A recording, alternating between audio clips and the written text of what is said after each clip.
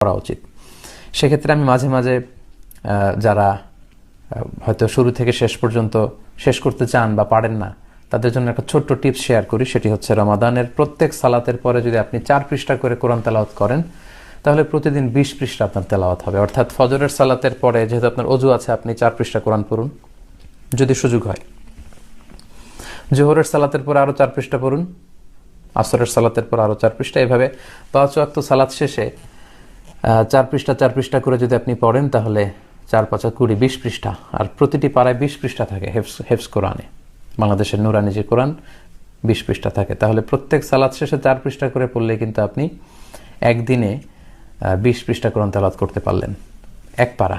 তার মানে 30 দিনে আপনি সহজেই 30 পারা এভাবে পড়তে পারেন। এটা হচ্ছে যাদের পক্ষে সম্ভব হয়ে ওঠে না। আর যারা টাইম ফিক্স করে পড়তে অভ্যস্ত, যে না আমি প্রতিদিন ফজরের পরে 2 ঘন্টা পড়ি বা রমাদানে আমি জোহরের পরে 2 ঘন্টা পড়ি, তাদের কথা ভিন্ন।